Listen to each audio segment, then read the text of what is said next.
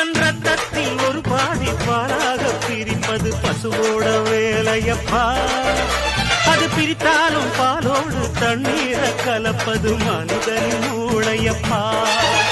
தன் ரத்தத்தில் ஒரு பாதி பாலாக பிரிப்பது பசுவோட வேலையப்பா.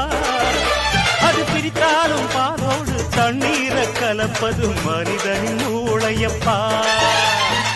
சாணம் விழுந்தா உரம் பாரு, எருவ எரிச்சா திருநீரு. உனக்கு என்ன வரலாறு, உண்மை சொன்னா தகராறு. நீ மாடு போல உழைக்கலையே, நீ மனுஷனை ஏச்சு பொழைக்கிறியே.